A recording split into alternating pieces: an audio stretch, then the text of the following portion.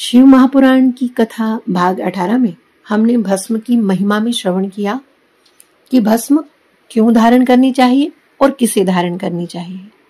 और आज भस्म की महिमा श्रवण करते हुए हम जानेंगे कि कौन सी भस्म से त्रिपुंड करना चाहिए। तो आइए आज की कथा में प्रवेश करने से पहले 2 मिनट भगवान नाम संकीर्तन मिलजुल कर आनंद के साथ करते हैं। ओम नमः शिवाय, ओम नमः शिवाय, ओम नमः शिवाय, ओम नमः शिवाय, ओम नमः शिवाय, ओम नमः शिवाय, ओम नमः शिवाय, ओम नमः शिवाय, ओम नमः शिवाय, ओम नमः शिवाय, ओम नमः शिवाय, ओम नमः शिवाय, ओम नमः शिवाय, ओम नमः शिवाय, ओम नमः शिवाय, ओम नमः शिवाय, ओम नमः शिवाय, ओम नमः शिवाय। तो आइए हम सब अपने हृदयांगन में शिवजी को विराजमान करके उनके श्री चरणों में प्रणाम करते हुए भाव सहित आज की कथा में प्रवेश करते हैं।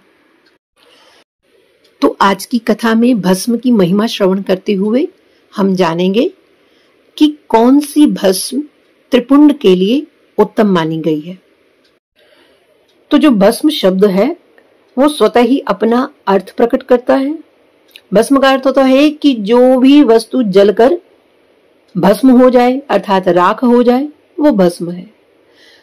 तो शौनक आदि ऋषियों से सूत जी महाराज कहते हैं कि हे ऋषियों, भस्म 2 प्रकार की होती है। एक होती है महाभस्म और दूसरी होती है स्वल्प भस्म। तो जो स्वल्प भस्म है वो जो हम जितने भी अपने भौतिक कार्यों में जो अग्नि हम प्रयोग में लाते हैं उससे जो भस्म बनती है वो हुई स्वल्प भस्म। जैसे जो हम गृहस्थों के घर में जो चूल्हे में अग्नि प्रज्वलित करके जो हम भोजन बनाते हैं या किसी और भी कार्य के लिए, कोई अपनी सर्दी को दूर भगाने के लिए जो अग्नि प्रज्वलित करता है, और जो किसी व्यवसाय में भी जैसे सुनार अपने यहाँ पर जो भस्म प्रकट करता है। तो जितने भी ये सांसारिक कार्यों के लिए जो अग्नि जलाई जाती है उससे जो भस्म प्राप्त होती है उसको कहा जाता है स्वल्प भस्म अर्थात छोटी भस्म। और जो भगवान शिव की पूजा के लिए जो भस्म प्रयुक्त की जाती है उसको महाभस्म कहते हैं। और महाभस्म के भी सूत जी महाराज 3 भेद बताते हैं। और वो 3 भेद कौन से हैं? एक श्रोत भस्म, दूसरा स्मार्त भस्म और तीसरा लौकिक भस्म। तो पहले जो श्रोत भस्म और स्मार्त भस्म जिसको कहा गया, ये दोनों प्रकार की ही भस्म ये यज्ञ कुंड से प्राप्त होती है। हवन जो हम करते हैं उससे जो राख प्राप्त होती है उसको श्रोत भस्म या स्मार्त भस्म कहा गया। इनमें भेद क्या है?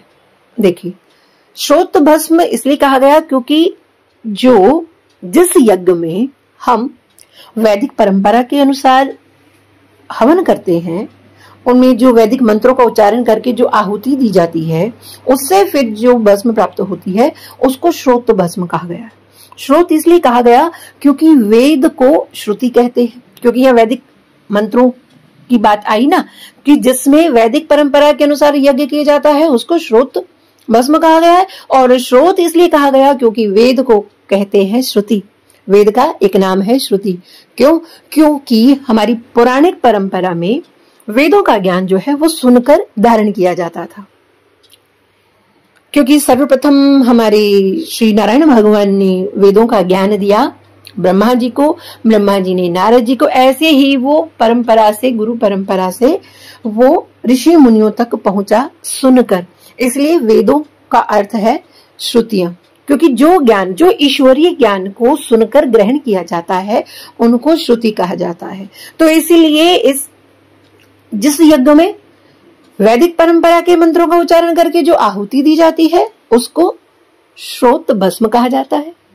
और दूसरा जिसको स्मार्त भस्म कहा गया है, जिस यज्ञ में स्मृति के मंत्रों का उच्चारण करके अर्थात उन स्मृतियों में जो नियम, जो विधान बताए गए हैं, उस परंपरा को निभाते हुए, उन मंत्रों का उच्चारण करते हुए जो आहुति दी जाती है उसको स्मार्त भस्म कहा जाता है। तो स्मृति का अर्थ क्या है? देखिए, अभी हमने श्रवण किया ना कि वेद को श्रुति कहा जाता है, कि जो ज्ञान श्रवण करके ऋषि मुनि अपने स्मृति में उस ज्ञान को धारण करते थे, स्मरण रखते थे, कि जो उन्होंने सुना है उसको अपने मस्तिष्क में उसका स्मरण करके उस वेदों के ज्ञान को संग्रहित किया और फिर अपने अनुभवों के आधार पर और उन स्मृतियों के आधार पर जो स्मरण में जो ज्ञान रखा था उससे एक धर्मशास्त्र की रचना की। तो उस धर्मशास्त्र को स्मृति कहते हैं। तो स्मृति का अर्थ क्या हुआ? तो स्मृति का अर्थ यही है कि ऋषि मुनियों ने हम जैसे जीवों पर कृपा करने के लिए, क्योंकि हम अल्प बुद्धि जीवों की पहुंच वेदों के ज्ञान तक नहीं है, वेदों में जो कहा गया है उसका हम सही सही अर्थ नहीं कर पाते, तो हमारे ऋषि मुनियों ने हम पर कृपा करके उन वेदों के ज्ञान को ही सरलीकरण करके अपनी स्मृतियों के आधार पर और अपने अनुभवों के आधार पर जिस शास्त्र की रचना की उसे स्मृति कहते हैं।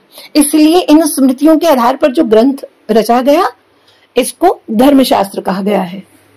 तो इन धर्मशास्त्रों में, इन स्मृतियों में वेदों का ही ज्ञान है जिसका सरलीकरण करके हम लोगों तक वो पहुंच पाए।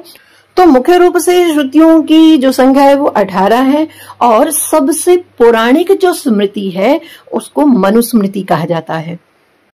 और जो 3 प्रमुख स्मृतियां हैं उनमें से मनुस्मृति, याज्ञवल्क्य स्मृति और पराशर स्मृति।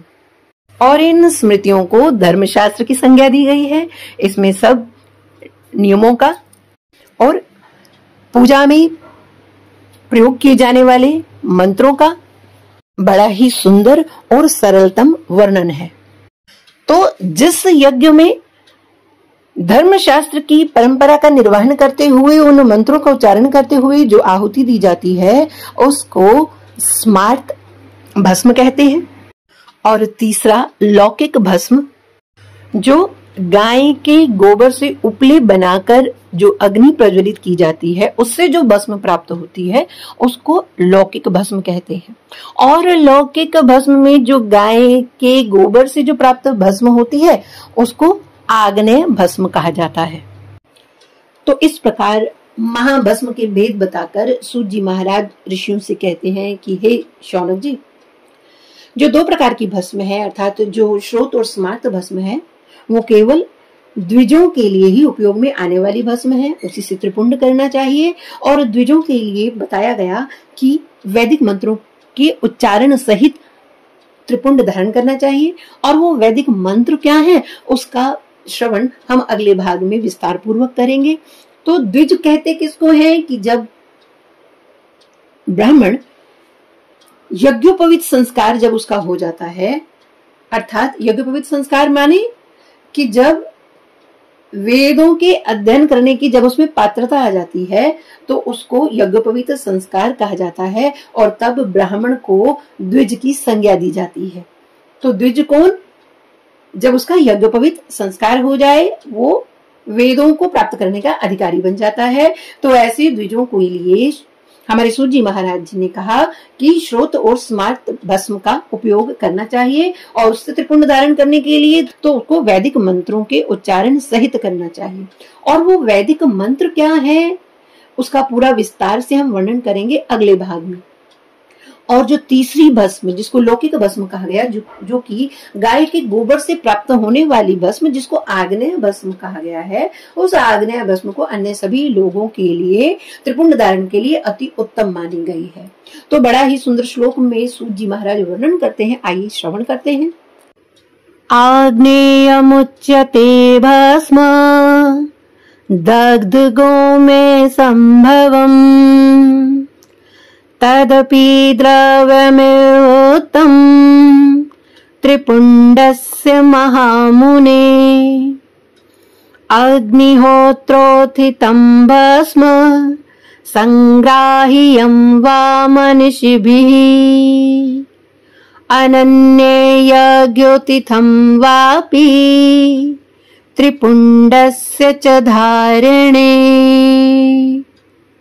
अर्थात सूत जी महाराज शौनकादि ऋषियों से कहते हैं, हे महामुने, जो गाय के गोबर को जलाकर जो भस्म प्राप्त होती है उसको आग्नेय भस्म कहते हैं, और इस भस्म को भी त्रिपुंड का उत्तम द्रव्य माना गया है। और जो मनीषी लोग हैं, जो विद्वान पुरुष हैं, उनको अग्निहोत्र से उत्पन्न हुए भस्म का संग्रह करना चाहिए, और जो अन्य यज्ञ से भी भस्म प्राप्त होती है वो भी त्रिपुंड धारण करने के लिए अति उत्तम है।